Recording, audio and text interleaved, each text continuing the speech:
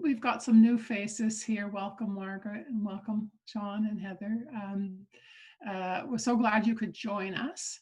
And this second part of our seminar this morning focuses more on the issues internal to Canada, not exclusively, because everything's interconnected in our world today. But that said, we chose very carefully some wonderful speakers and experts and scholars, people from the business community, Indigenous community, to really give a sort of a fulsome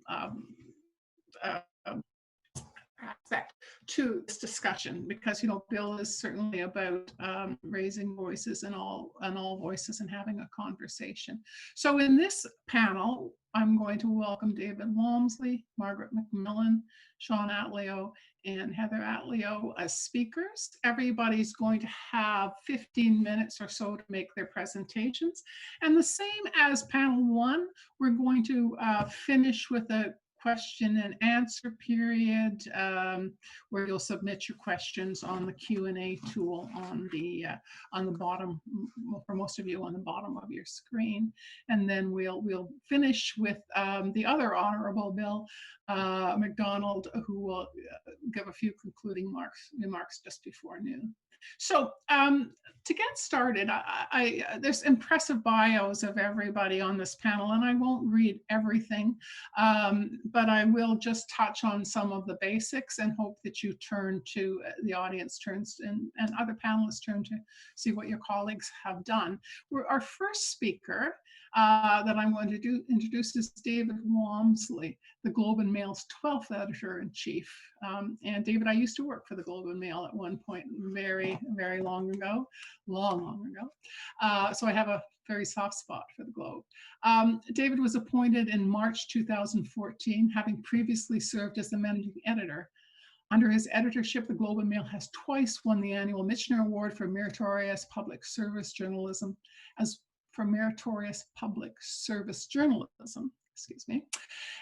well as dominated the annual National Newspaper Awards. The Globe and Mail won the Global Award for the Best Data Journalism in 2017 for its seminal investigation called Unfounded.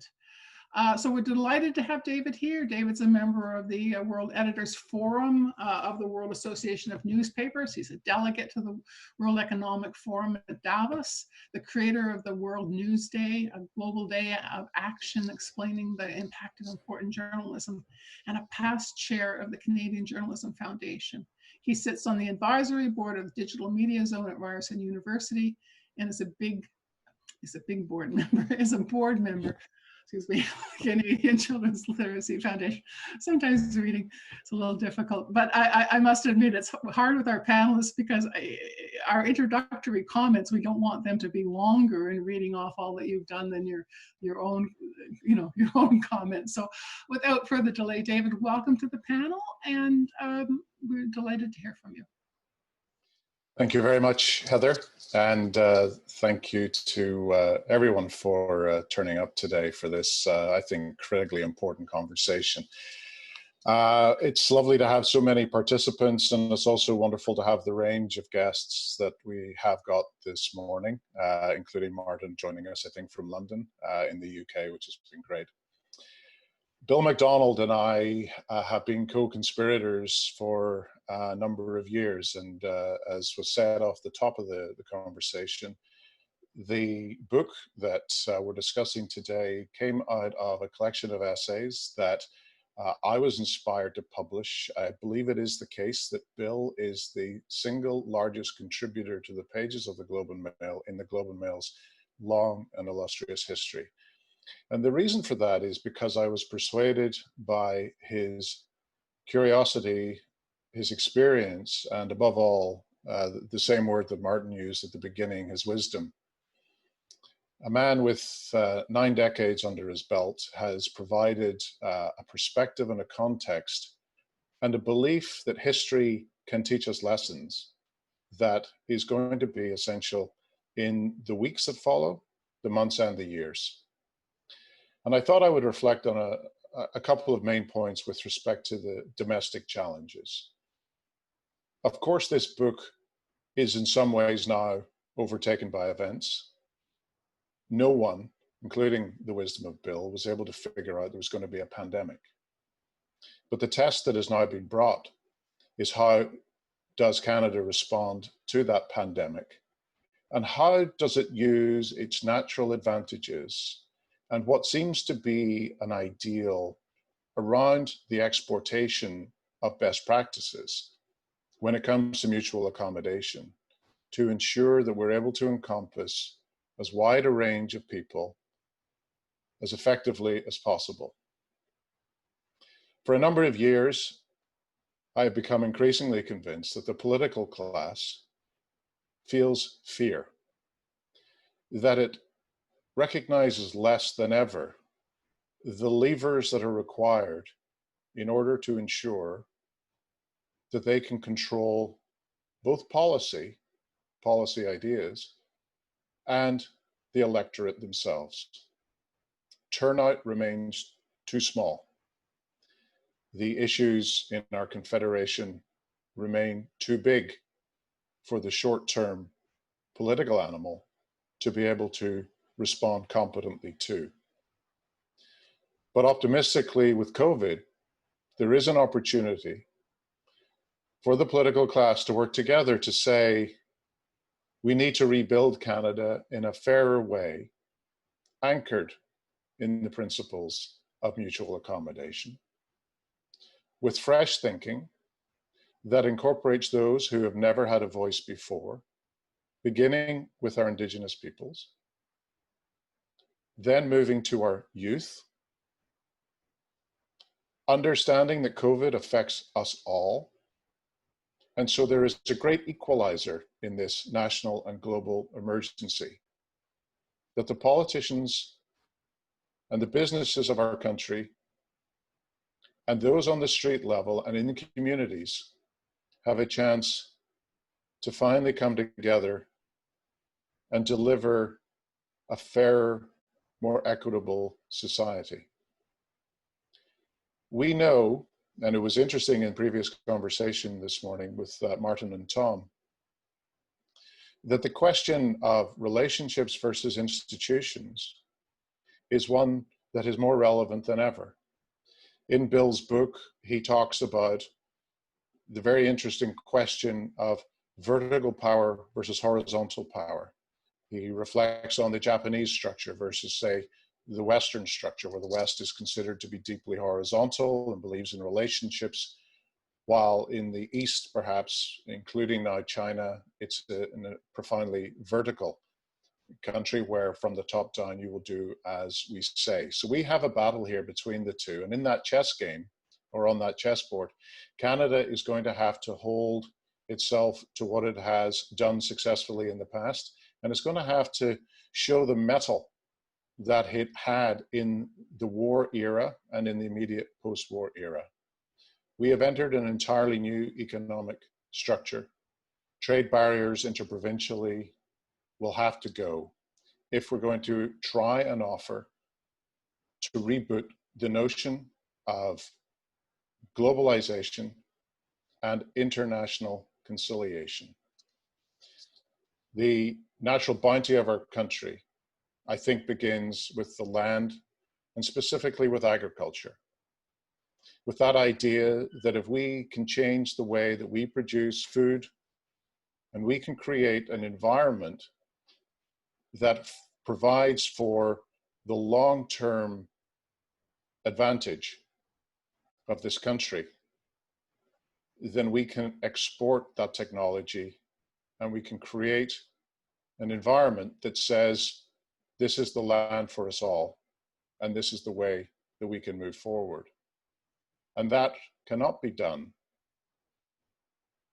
through the continued use of an old colonial approach of temporary foreign workers brought into Canada because Canadians will not work the land.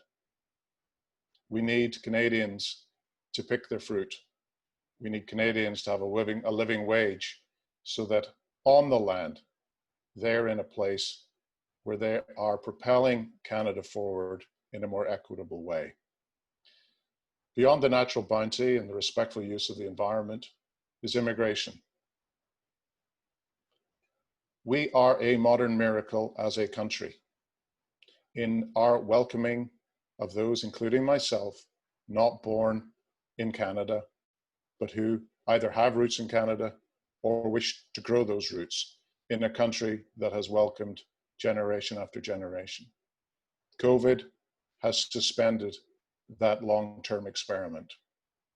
We need to find a way to accelerate our immigration, to create new opportunities in those regions where the participation rate of employment has fallen, in places such as Newfoundland, where they are facing a financial crisis like nothing they have seen in 50 years.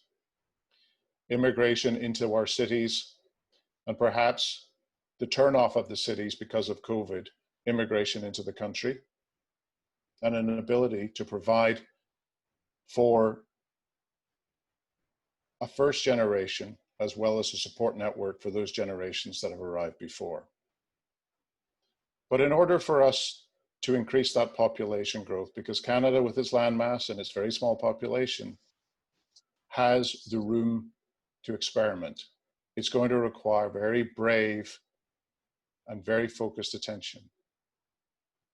And that brings us to not only our institutions and the fact that Parliament has become a largely irrelevant house, where it sits for barely a dozen days over the last number of months, prorogued in order for a resetting. There is much to see when it comes to the speech of the throne on September the 23rd. But it's also relations outside of our own institutions. There are people like the two Michaels that I think we think of every day. That the Globe and Mail puts the number of days that the two Michaels have been incarcerated in China to remind the country that those are two lost Canadians who need to be brought home. To the idea that we listen to our young people who are not at school, who may not be able to go to school in any coherent way for many months to come.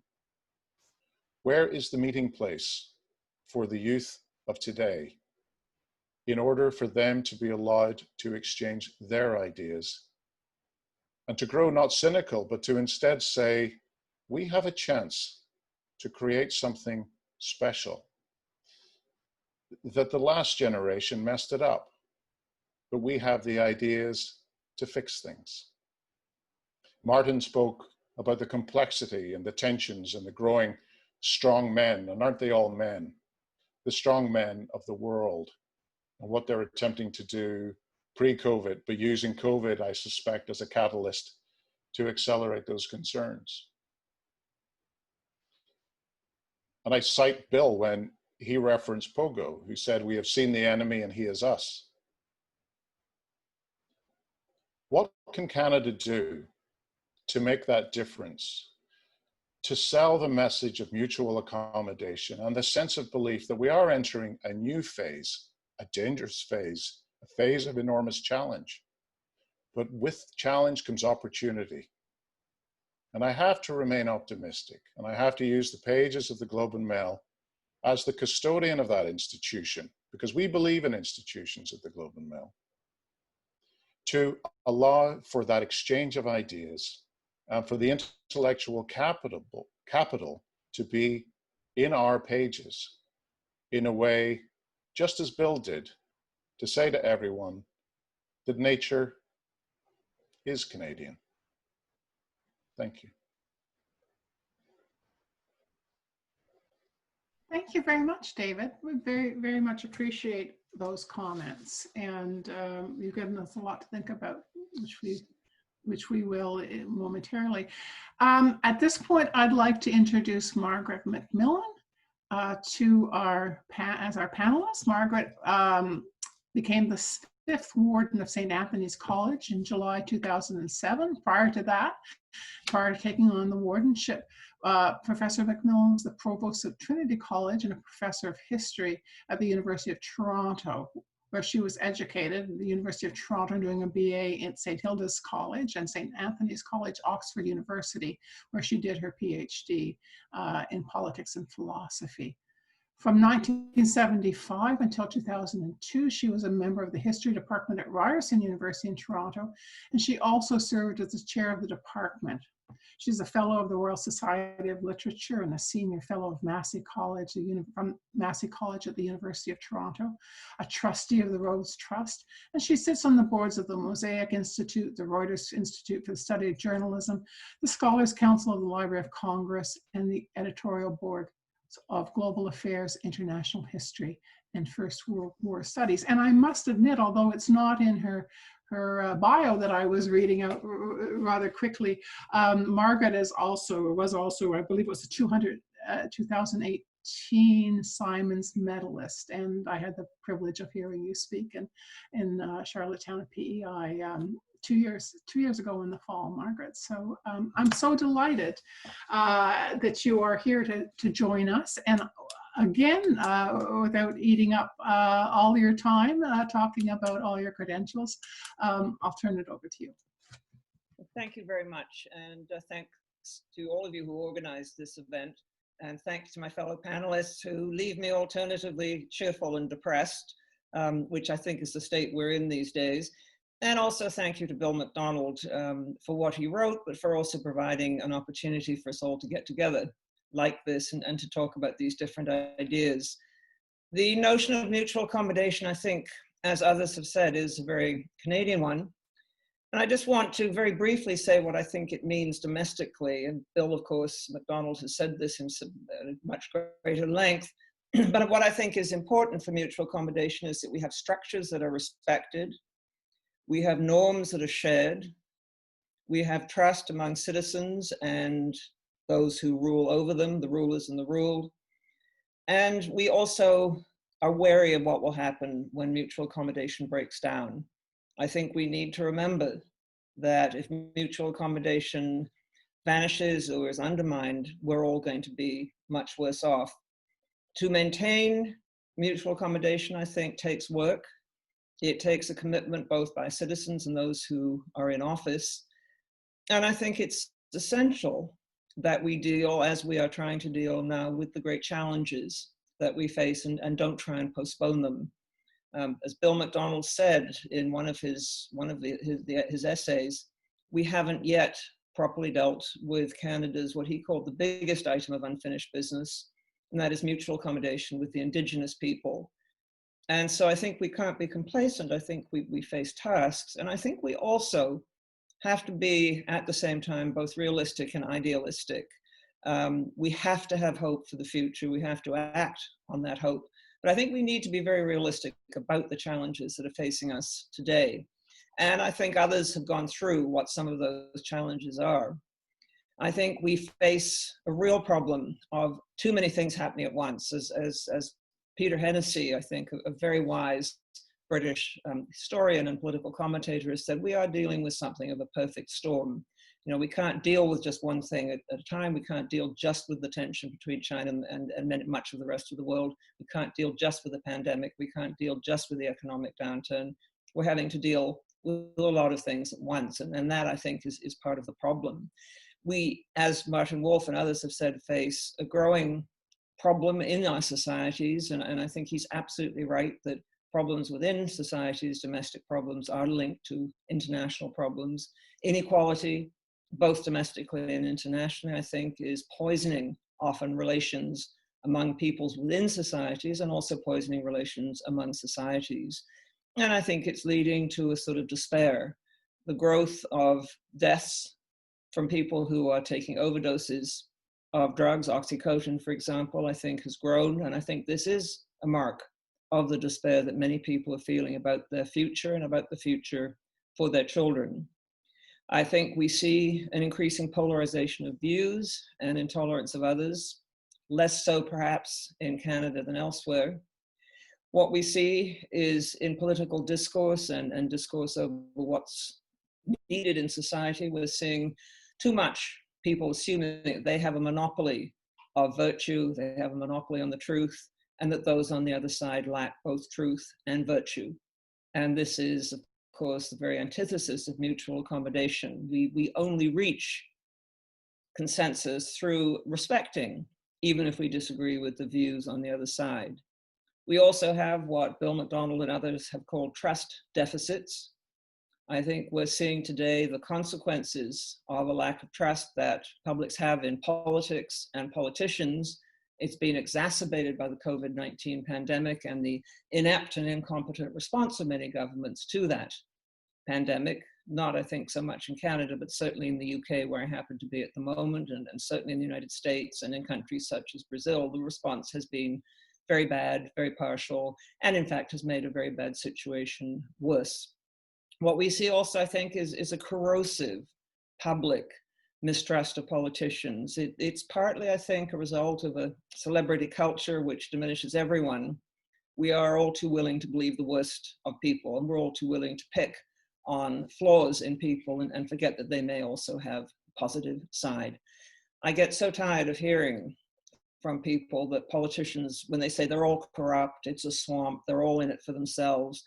And that, I think, is very damaging indeed. I don't think most people who go into politics as a career are going into it for themselves. It's not an easy career, it's an uncertain career. You are subject today, particularly, to increasing amounts of vituperative and unfair abuse. But it's dangerous, because when we begin to lose faith in those who we have elected to represent us, and when we begin to lose faith in our own institutions, we look for easy solutions. And while we can overdo the parallels of history, that was an attitude in Weimar Germany in the 1920s, a cynicism, a corrosive cynicism about politics, and a willingness to listen to people who came along, as of course Hitler and the Nazis did, with easy solutions. You had much the same thing in Italy in the 1920s, and that was what gave Mussolini his great attraction. He proposed simple solutions to complex problems, and people were, I think, in a state of despair, a state of cynicism, a state of not willing to believe that politics was worth it, that they turned to someone like him. We have, as others have said too, I think, a real danger in the breakdown of truly national media, and David Walmsley can, of course, talk much better to that, and I'm delighted that the Globe remains a national newspaper, and we still have the CBC.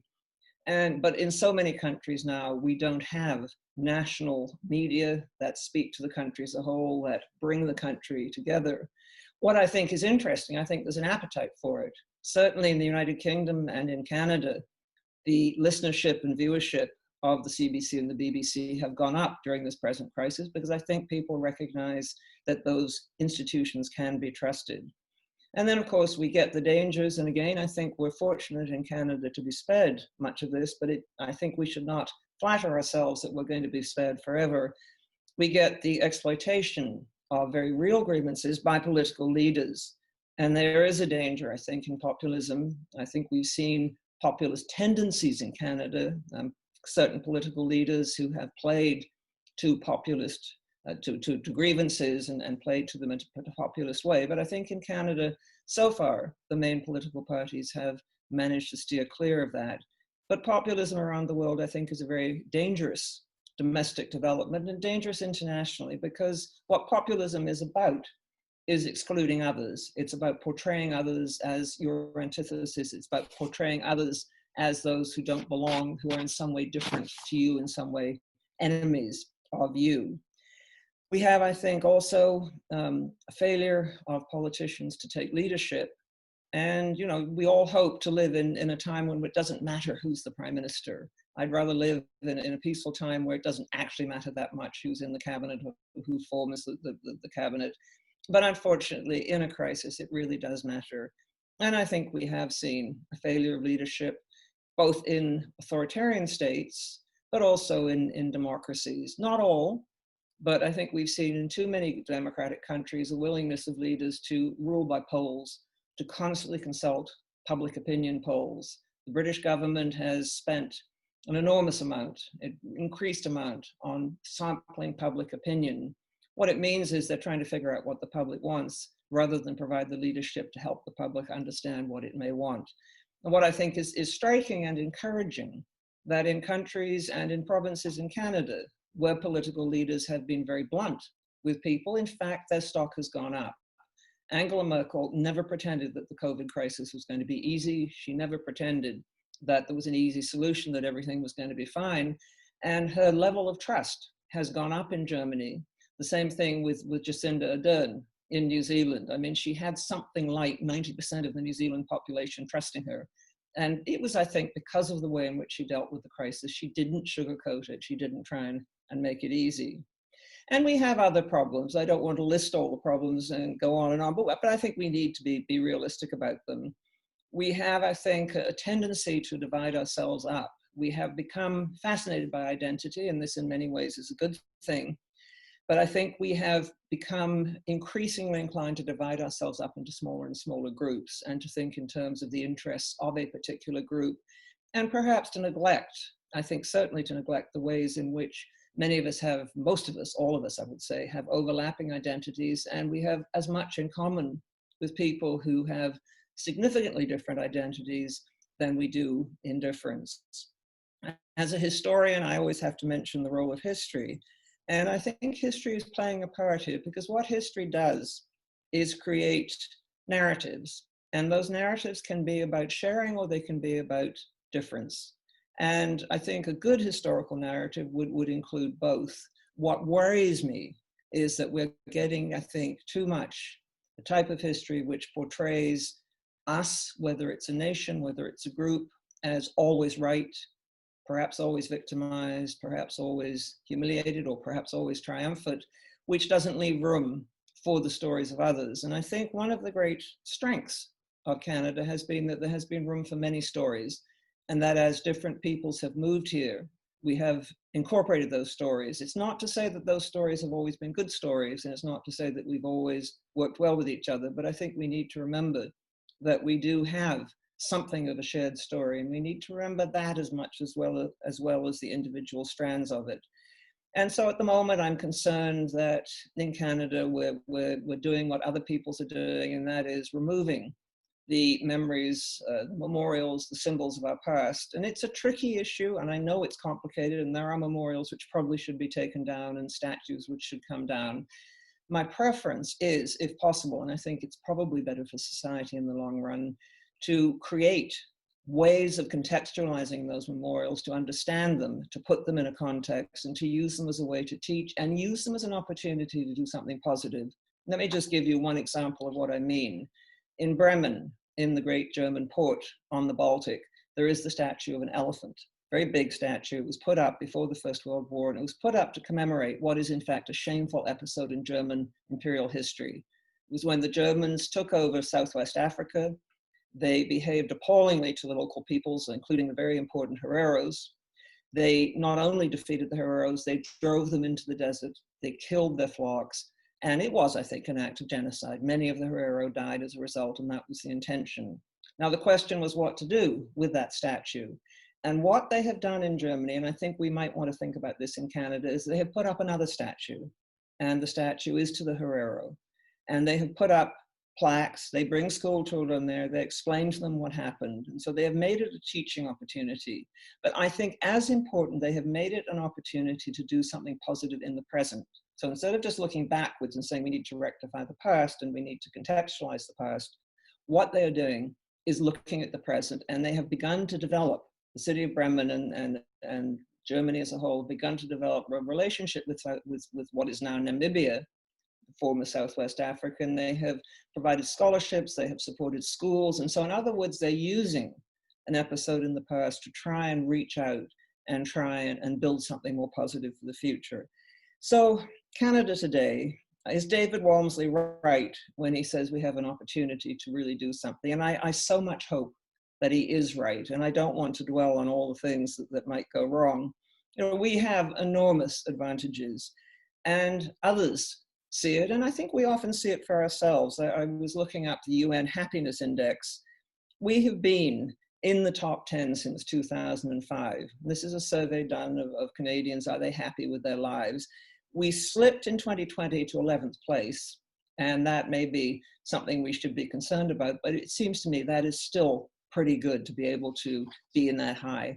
What is also, I think, important, and we need sometimes, I think, to step outside Canada and look at ourselves from outside, we are perceived by other peoples around the world in international survey after international survey as one of the best countries in the world. We are admired for things like our citizenship. We're admired for the power and the quality of our life. We're admired for encouraging entrepreneurship. And I think we need to remember that. And so I think we need to try and strike a balance between pessimism and optimism. We need to strike a balance between being overconfident and smug about ourselves and understanding that we do have some strengths. We do need, I think, to have some confidence as we move forward. If we don't have confidence in ourselves, and I think we should have such confidence, then I think we're not going to be able to deal with the enormous challenges facing us. We can do a certain amount on our own. We can deal with our own society, but we are going to be living in a very difficult world. And so the more we can set our own house in order, the more we can rise to the challenges, simultaneous challenges of COVID-19, the economic and social fallout from that pandemic, which I think has served to highlight underlying weaknesses in our society. The more we can deal with inequality, the more we can deal with the things that divide us and try and bridge over those divisions, the better chance we will have of dealing with a turbulent world and perhaps making a difference. And so I remain cautiously optimistic, which I think is actually a rather Canadian thing to be. And I hope that we will somehow manage to weather this storm. I think we have more hope perhaps than other peoples do. Thank you. Thank you. Thank you very much, Margaret. I think this is important, very important comments that also lead, I think, very well into our next series of presentations. And I just want to quickly ask Shawn and Heather Atleo, do you want to, the presentations are separate, but the bio is all together. Did you want to be introduced together, or did you want to be introduced? Okay, so you have to help me because there's some things here I'm not going to say properly. So please, hop off mute there and correct me. So I'm going to start with introducing Shawn, and it's Shawn Atleo. Did I say that right? Okay, Atleo brings 30 years of leadership experience, including elected leadership. He's a hereditary chief from the Aso First Nation. I didn't say that correctly. Do you want to say it properly? How's it? You did very well. Okay, First Nation of Macdonald. And I didn't say that correctly. Could you say it properly? Macdonald, that was very good. Okay, and former twice elected national chief of the Assembly of First Nations. I think I said that okay, but he was first elected in 2009 and then re-elected in 2012. The national chief is elected by over 633 First Nations from across Canada and serves as the lead advocate representing First Nations in Canada and globally. Shawn held this role after serving back-to-back terms, serving the 203 First Nations in BC as regional chief in 2003 and then in 2006. It was in this role that he helped form the BC First Nations Leadership Council, which brought together senior First Nations leadership organizations to work together. So a very, very long and distinguished career. But not to be outshone is Heather, sorry about the pun there, not to be outshone, is Heather Atleo. All right, Heather, you really have to help me. Heather Atleo, Yachamuaksa? Yachamuaksa. Thank you. You make it sound as it should, very beautiful, is of Blackfoot ancestry as an experienced leader in the area of conflict resolution, negotiation, mediation, senior strategic analysis and facilitation, working with First Nations leaders, academic institutions, and nonprofit organizations, federal provincial leadership at the Premier, Prime Minister, and ministerial level, and industry CEOs. That covers a lot of ground. She has extensive background in transformative leadership and change management, strategic partnerships, engagement, communications, and policy analysis and development. Heather has spent the majority of the last 20 years in political environment supporting and working with within 4 First Nations and First Nation leaders locally, regionally, provincially, and nationally. And she supported successful negotiations of large-scale agreements. She is also extremely passionate and has had decades of expertise in the area of health and wellness leadership and mental health advocacy. And so I would like to welcome both Shawn and Heather, whom we met, several years ago at Bill's dinner when this project was still in its infancy. And so it's really lovely to have you here when the book is done and we can ask you what you think. Thank you. Merci. Sityak sa apwaik. Ya akchamatak sa ahoza nu chanatlat.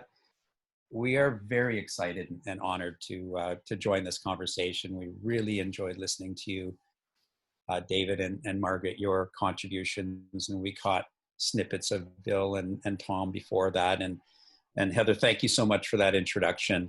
We're here perched on the edge of the continent, on the Pacific Ocean, which is where my village is. It's in a place called Howsett off the west coast of Vancouver Island, a place where as a boy I would collect those glass blown Japanese fishing floats that would float up onto our beaches, and with wonder we would hear the stories of my late great grandfather who would ply the waters as far as the Bering Straits, and wonder about the rest of the world and the history of the lands that we all share. We are really, really honored to have been asked by Bill, who we consider both a friend and a mentor, and Netnieksu, we bestow upon him the highest title really within our nation's governance structure, which is that is as an elder. Netnieksu, Bill Macdonald, we hold such reverence and we feel such warmth for Bill. And it's a warmth that he feels for the country that has forged him. And we want to express our respect for the reverence that he has for his country and its history. The thoughts that we wanted to share were really about the curiosity that Bill has for himself. When you share a meal, as you were reflecting on, Heather, with Bill, when you share a meal, or as he really likes, a double cappuccino, make sure there's 2 shots of espresso done just the way that he likes it.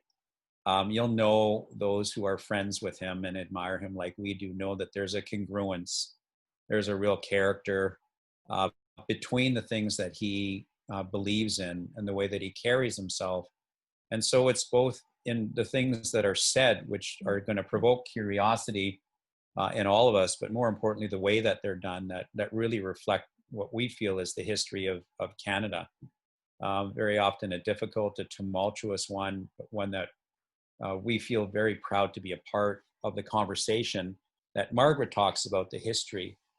And where we enter really is through the lens of compassionate leadership or compassionate communication, striving for closeness, which is something that our ancestors through our systems of governance, our potlatch system, our system of relating, our ways of seeing our interconnectedness, not only as peoples domestically, but globally, internationally, universally, not just between us and people, but between us and all living things.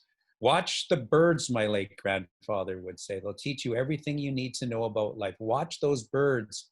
And those ducks would be going along very placidly and they would end up in a scuffle.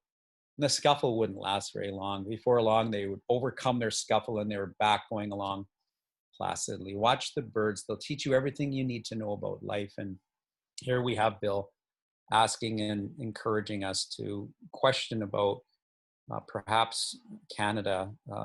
What Canada is about nature, and look at nature around us and what can we learn from it.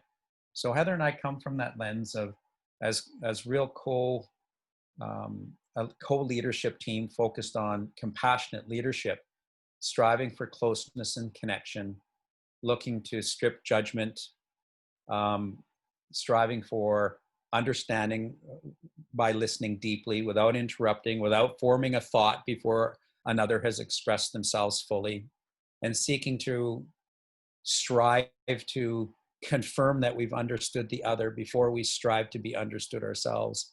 All takes work. It's about relationships. our respective Canadian ancestors strove for that in the original treaties, saying we should strive to make each other great and good. As lifelong advocates, we've really put our whole lives into striving to make Canada just that for ourselves, but more importantly for the generations to come. And so I want to ask Heather Marie to offer up her thoughts. We've really been in this work together for approximately 20 years. And we reflect an ancient form of governance that's always been here. 27 generations within that hereditary chief role. In my own lineage, Heather, that you opened up with your introduction. And we hold that very, very carefully and with great respect for how it is that the ancestors in Blackfoot and Macdonald heritage. By the way, there's 54 Indigenous languages, Heather, and there's no reason to expect that you'll be able to pronounce the words in our language perfectly. There's that many languages in Canada, and that's the beauty of relationships.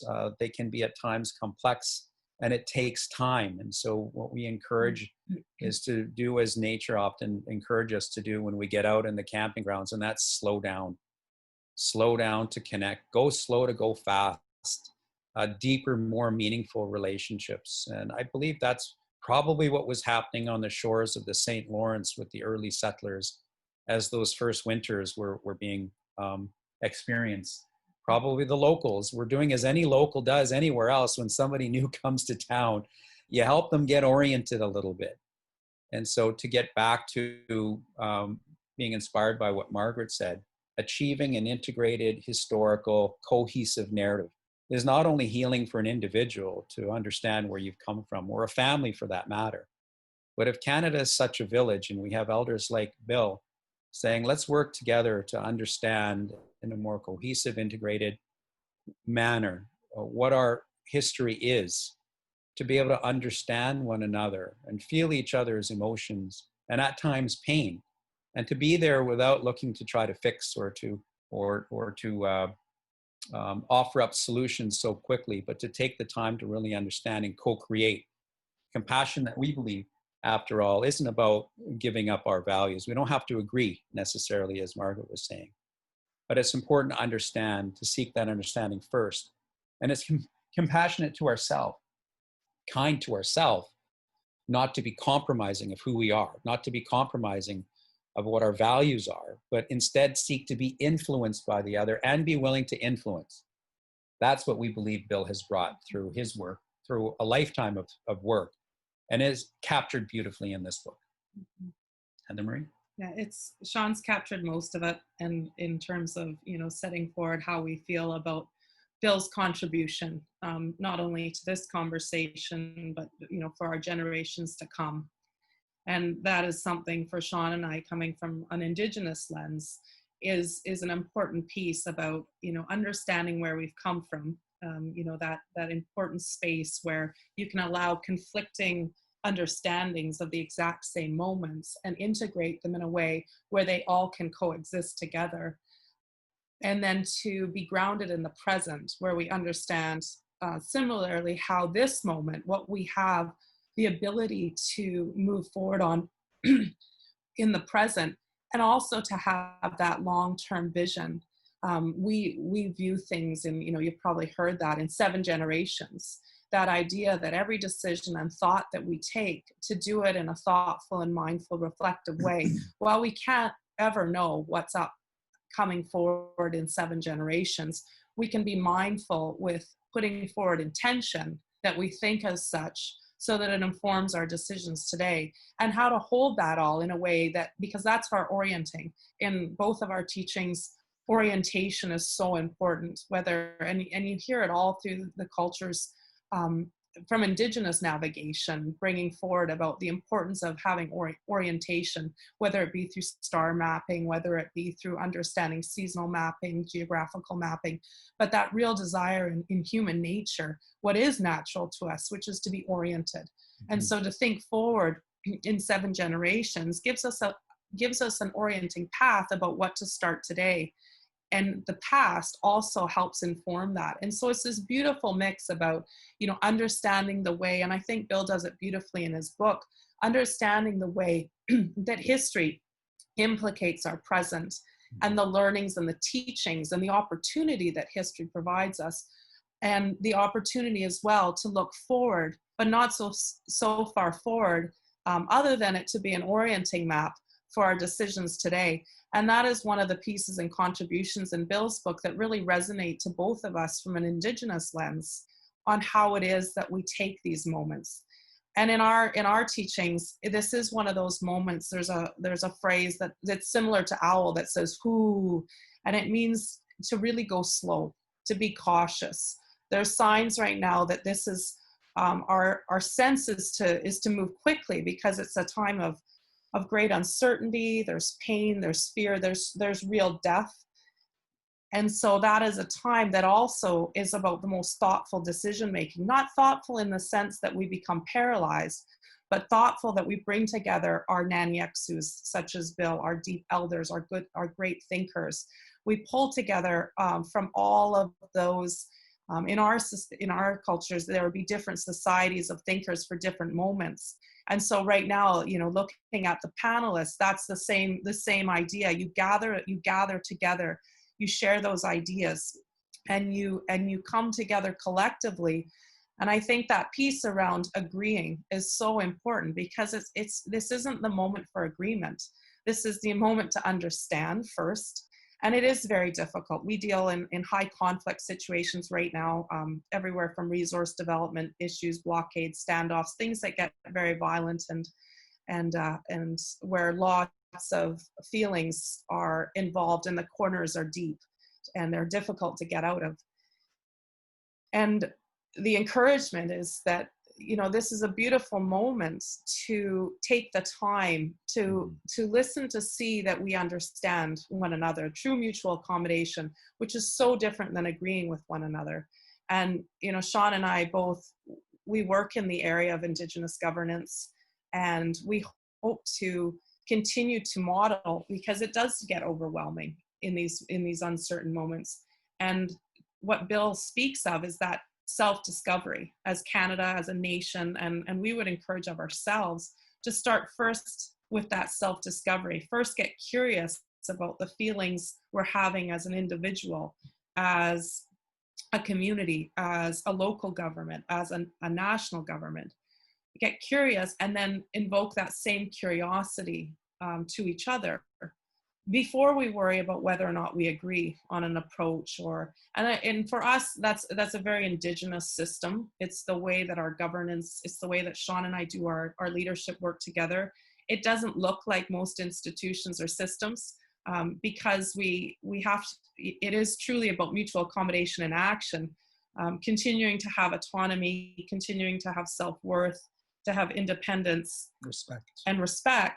And we've spent the last 7 years working as a complete co-chair, co-leadership team, and we get asked the question all the time, who's, how do you differentiate, how do you who's going first, and we think it's kind of a microcosm of a larger conversation that's happening, and we've both been traditionally trained this way, about how it is that you continue to work through the complexity of that relationship, because relationality is really where the core of both our country, our global relationships, and it is a little bit more messy, and it is complex, and it requires lots of thoughtful pauses in order to regulate and self-regulate, and then so that the thoughts and the decisions, and for the two of us, that we come together no matter what the content is. That if we, and we see this as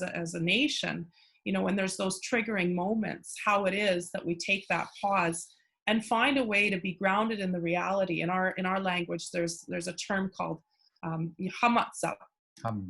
You show what's behind the curtain. And it is that, what I would say, we've heard from the guests, the panelists, Margaret and David, and I caught a little bit previously of Bill.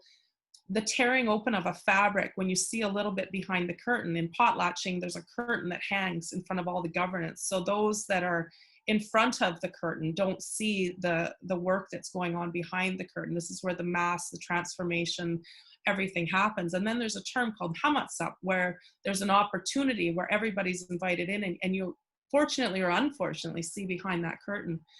And that is that sensation that you have to be grounded in reality. And so while we've had, David and Margaret, you so adeptly identified the areas that are real flashpoints, that are cause for caution, that are happening around us, that we need to be very mindful that and the opportunity where things could go awry, and to be very aware of that.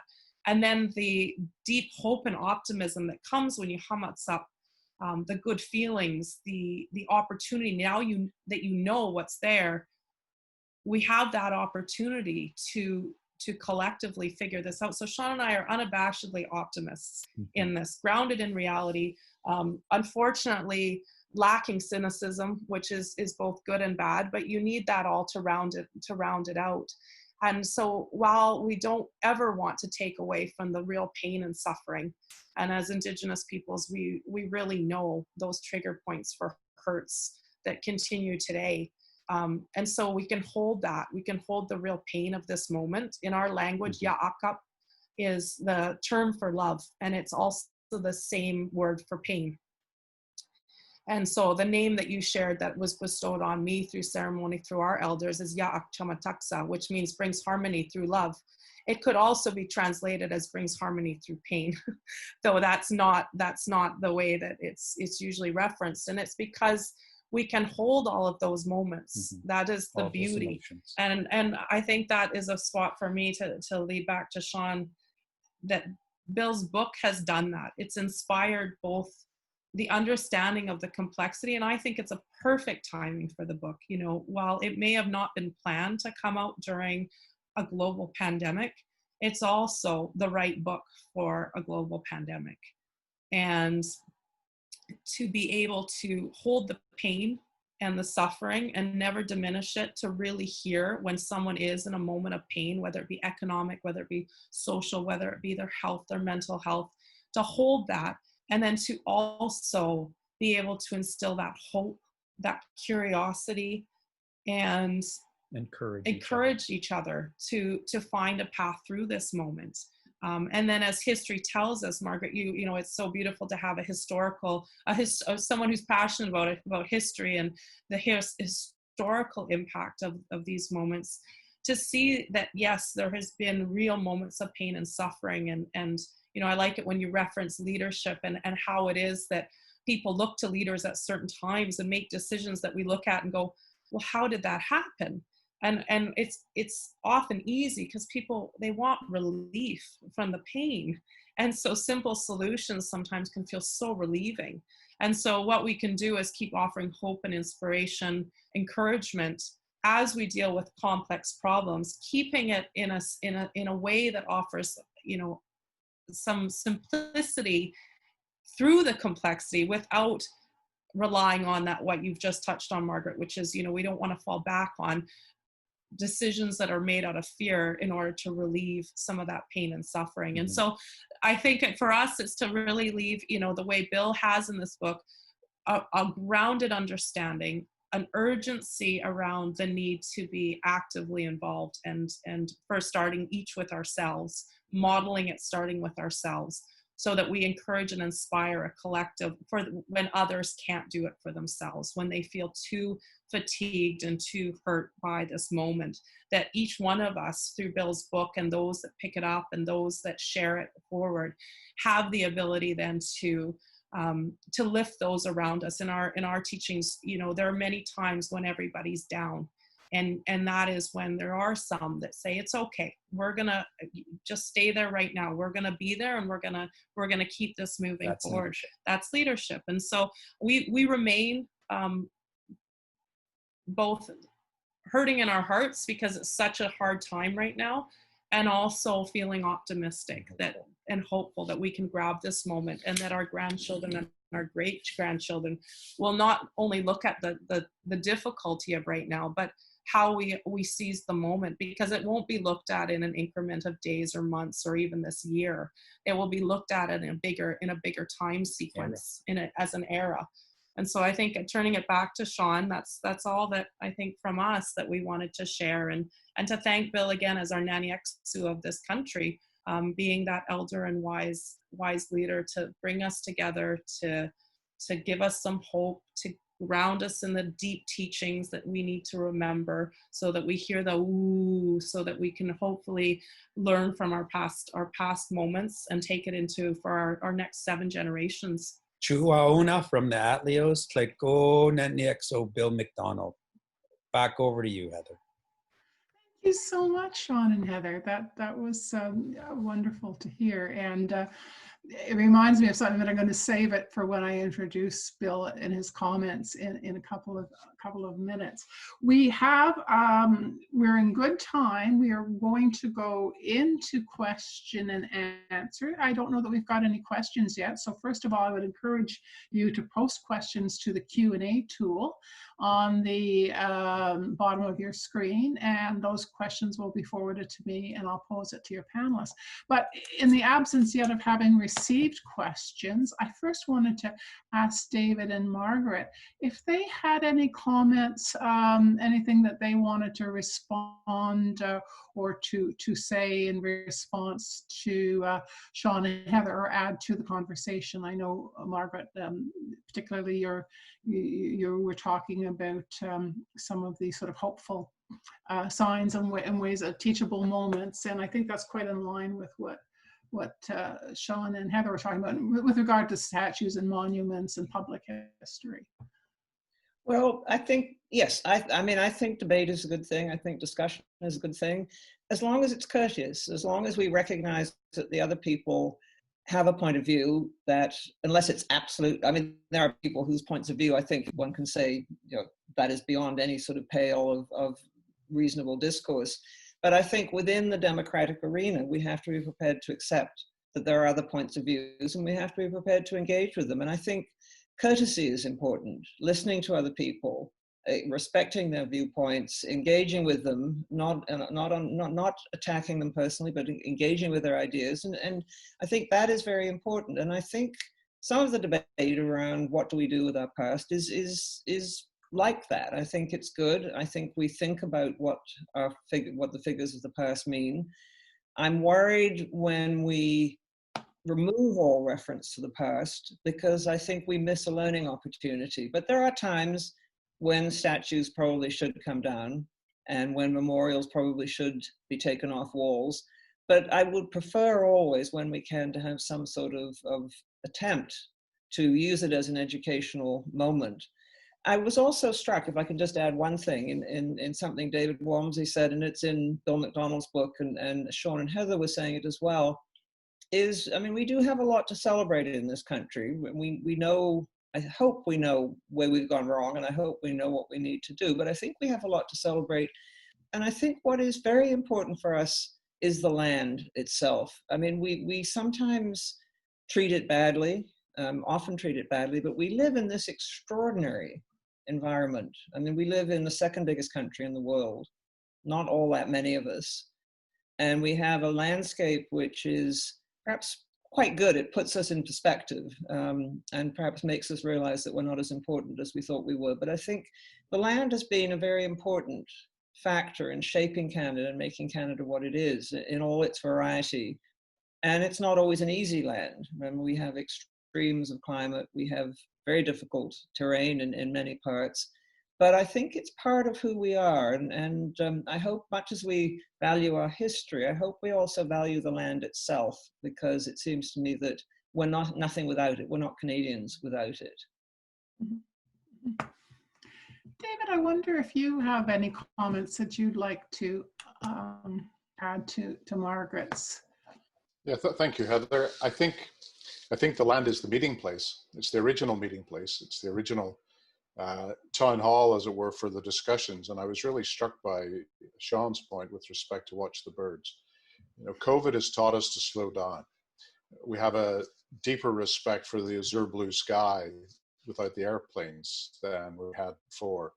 We're happy to be out of the cities and with Mother Nature in a way that perhaps was seen as old-fashioned before. The question is going to be how many Canadians are prepared to meet farmers, how many Canadians today who live in the cities have got any knowledge and exposure to how much they can involve themselves in the land. And I think that it comes back then to the broadest question possible, which is, who are we listening to? And I think that the ability to nurture conversation and for the exchange of those ideas is still an inherent Canadian advantage, because we are not as polarized as a number of countries, but we are at risk of an extension, specifically regional splits, that could create a refusal to listen. And where Margaret speaks about the idea of not only tolerance, but also respect and agreeing to disagree in a courteous way, I think what we need to do is ensure that those who are going to set the tone are listening to a wide range, including to those they disagree with, in order to try and navigate a map where there can be agreement, and where, for those incumbents who perhaps have had some tough medicine, their trust rates have gone up. The response from their electorate has been one of, thank you for telling us how it is, rather than passing it by and saying that there's nothing to worry about. It is clear that the electorate is profoundly concerned about its future from a health, an economic, an education point of view.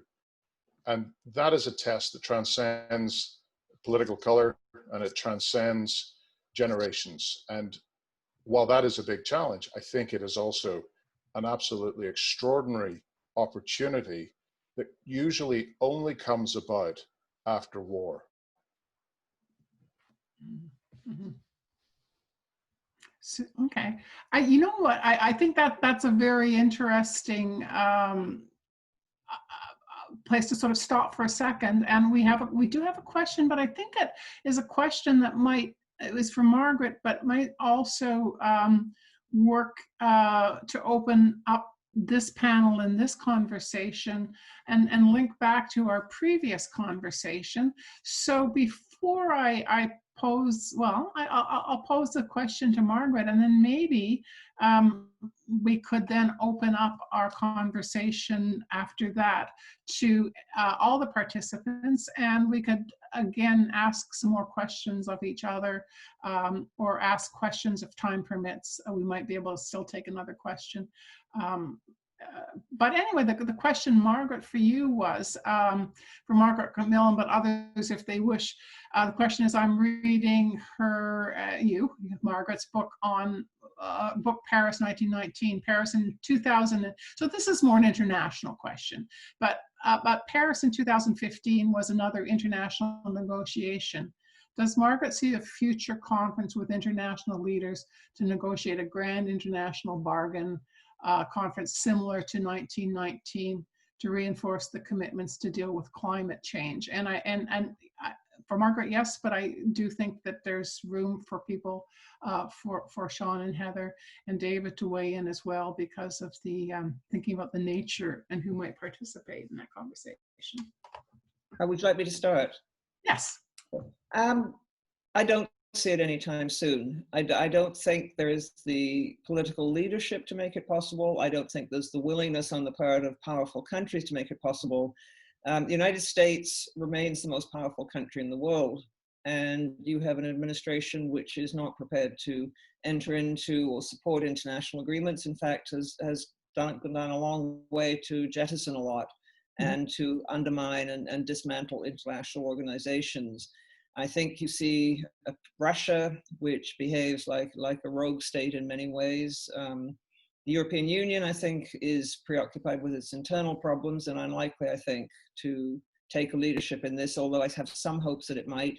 And at the moment, I think unlikely that the United States and China are going to be able to work together. So no, I'm not very optimistic that we're going to get a grand conference like that, but that's the short term. And in the longer term, as the climate change impact, the impact of climate change becomes more evident even than it is today, I think we're going to continue to have pressure from publics on their own governments, both in authoritarian and democratic regimes. And I think the impacts of climate change are so clearly becoming inescapable. You know, people can go on denying it if they want as the waters rise around their knees, but I don't think most of us recognize that something very important is changing. So in the longer term, I think there will have to be international agreements, but I'm rather skeptical of grand conferences. They often cause more bad feeling than they cause good. Mm-hmm. Anybody else like to weigh in on that, or if there was a grand conference, you know, who would it involve, or you know? Yeah, Heather, I would say that one of the litmus tests that we need to maintain through the 21st century is who are we speaking to? Mm-hmm. And it is very telling that Canada doesn't speak to Russia. One can say that Russia is a rogue nation, that it is in breach of international law. I don't think there's a dispute about that. But the decision to not have any engagement with Russia and to ban it from international meetings means that you're not actually speaking to those who put international order at risk. And so on the global politics side of things, I think that the litmus test has to be, when did you last speak to someone you disagreed with? And I think that that is something Canada could do a better job on.